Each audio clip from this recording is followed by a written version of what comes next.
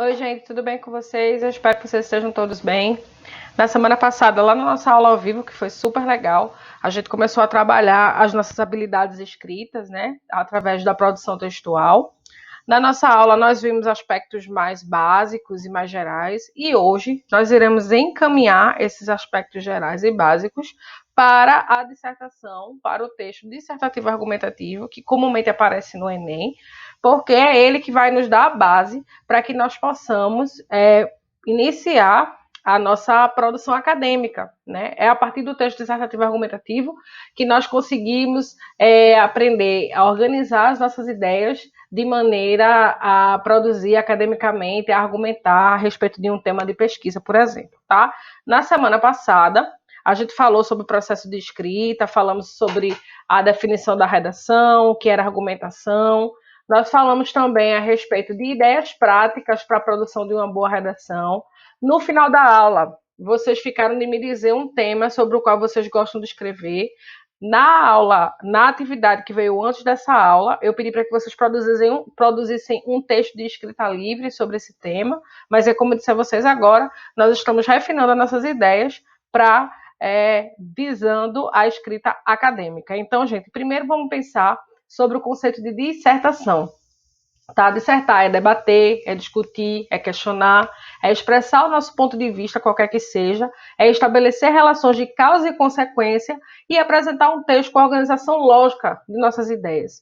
Vocês aí já devem ter lido artigos acadêmicos passados por outros professores e vocês veem que a estrutura do artigo, por exemplo, ou se vocês já tiveram contato com algum TCC, vocês vão ver que a estrutura desses textos acadêmicos é basicamente essa. É você discutir e questionar um tema, expressar seu ponto de vista baseado com dados teóricos, né? Estabelecer a relação de causa e consequência. E esses textos também possuem essa apresentação com uma organização lógica de nossas ideias. Então, esse é o conceito de dissertação. E aí, gente, tem mais algumas coisas que a gente pode falar a respeito da dissertação como um todo. Ela serve para a gente desenvolver raciocínio, argumentos que fundamentem nossa posição. A gente consegue, inclusive, polemizar com opiniões e com argumentos contrários, tá? E aí pode acontecer de você escrever a respeito de uma coisa com a qual você não concorde.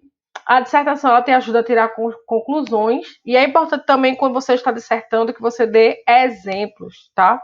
Eu trago agora aqui, pessoal, alguns princípios da dissertação. Né? Primeira coisa, a dissertação ela está baseada na argumentação. Dissertar é você discorrer a respeito de um tema e argumentar é você debater trazendo fatos para sustentar esse tema sobre o qual você dissertou, tá? Para você conseguir dissertar, você precisa ter uma boa construção mental, tá? Para convencer quem está lendo. No caso da redação, que é sobre o que a gente está tentando, que a gente está falando hoje, é você prestar bem atenção naquilo que você está escrevendo para que a pessoa que vai corrigir ou que vai ler o seu texto fique convencida daquele ponto de vista que você vai apresentar. A dissertação ela necessita de uma ideia central, ou seja, de uma tese que vai ser defendida. Daqui a pouco eu vou falar melhor sobre isso. E a fundamentação da dissertação, gente, nada mais é do que os dados da realidade. Tá? A gente não pode inventar nada para poder dissertar, não, tá? E aí eu trago para vocês agora os 3 passos da dissertação. Ficou meio tronchinho aí, mas dá para vocês verem. Introdução, desenvolvimento e conclusão. Vocês já devem ter ouvido falar desses passos, mas o que eu vou fazer agora é contar para vocês quais são os elementos-chave que não podem faltar nessas 3 partes. E juntamente com esses elementos-chave, eu vou falar para vocês aquilo que eu falo para meus alunos do ensino médio. E aí essa parte vai ser voltada para quem tem interesse em produzir redação dissertativa para concursos ou de repente para algum outro vestibular, Enem, que vocês queiram tentar, beleza? Então vamos lá. Começando pela introdução. A introdução, como está dito aí, é o parágrafo inicial. Ela traz o início da argumentação, ela apresenta uma ideia-chave do texto e pode ser desenvolvida de várias formas. Existem, inclusive, vários tipos de introdução. A introdução por narração, por exemplificação, por alusão histórica, por definição, por roteiro e por questionamentos, aquela que é cheia de perguntas. Eu, particularmente, gosto muito da introdução mista, que ela mistura a introdução de exemplificação com a de definição, com a de tese. Daqui a pouco eu vou explicar para vocês o que é isso e vai fazer sentido, tá? E daqui a pouco acabou chegando, na verdade. sempre que a gente conversa com os nossos alunos, falando sobre redação para o Enem, redação para concursos, a ideia que nós temos é que um texto, ele para ser satisfatório, ele precisa ter em torno de 25 linhas. Por quê?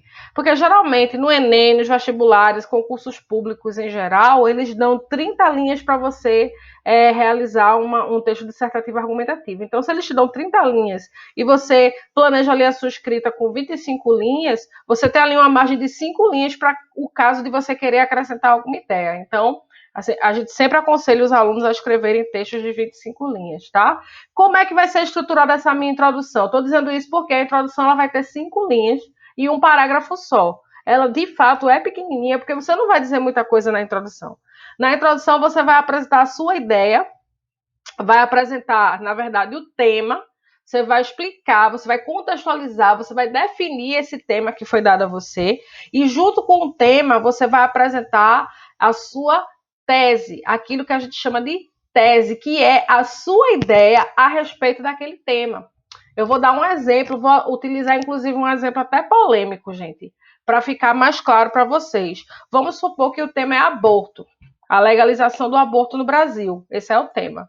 Então, nessas 5 linhas aí, nesse parágrafo da introdução, você vai descrever o que é aborto e descrever o que seria essa legalização, o que é que ela pode trazer de consequências. E no meio dessa escrita, você já vai dizer se você acha que o aborto deve ser legalizado ou se você é contra. Então, essa sua opinião, contra ou a favor, é o que a gente chama de tese. Tá? Então você vai contextualizar o tema, apresentar a sua tese. E tem algumas pessoas que gostam de colocar uma pergunta nessa introdução, e essa pergunta ela vai seguir de link, você vai trabalhar durante o seu texto para responder essa pergunta, e essa pergunta precisa ser respondida assim, de forma mais objetiva, quando chega na conclusão, tá? Essa daí é a introdução.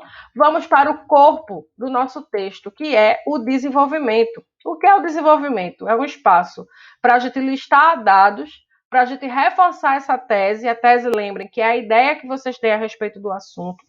Ela serve também para a gente juntar a argumentação, que são assim, os argumentos que você tem para embasar a sua tese, com a fundamentação ali com os dados da realidade que você vai trazer para poder dar sentido àquela tese. E o desenvolvimento, gente, é a parte mais consistente do meu texto. E aí eu vou trazer dicas do coração também para facilitar a operacionalização desse desenvolvimento. Para operacionalizar para operacionalizar esse desenvolvimento, vocês devem pensar no seguinte, que ele tem que ser composto de 2 a 3 parágrafos, geralmente com 15 linhas. Gente, pelo amor de Deus, não façam o desenvolvimento em um parágrafo só, não. Porque fica uma bagunça, fica parecendo uma sopa de letrinhas, o negócio não funciona. Vocês precisam apresentar argumentos que embasem essa ideia central, essa tese que vocês têm. Vocês precisam usar um parágrafo para cada argumento, tá bom? Porque aí fica dividido, fica melhor. Cada argumento que você for trazer para dar suporte àquela sua tese, você escreve um parágrafo diferente para ele. Porque não basta só dizer, eu sou contra o aborto, voltando para o tema do aborto, eu sou contra o aborto porque... E pronto, sabe? Você tem que dizer. Dados da realidade mostram que, sei lá, várias mulheres, o número de mulheres que morre anualmente no Brasil é de tantos por cento. A taxa de mortalidade é muito alta. E se o aborto fosse legalizado, talvez tantas mulheres não morressem, sei lá. E você tem que desenvolver aquele argumento que você trouxe, tá certo? Com as suas palavras, tá? Então, em suma, o desenvolvimento precisa ter de 2 a 3 parágrafos com 15 linhas, tá? Porque aí a gente já vai somando 20 linhas e vão ficar 5 linhas para o final, tá? A gente vai chegar agora, galera, na conclusão. Então, o que é a conclusão? O último parágrafo do texto, né? Retoma a tese inicial que você trouxe e reforça essa tese. Ela tem que ser criativa, é importante que ela seja criativa para poder laçar o leitor, laçar a pessoa que está corrigindo a sua redação.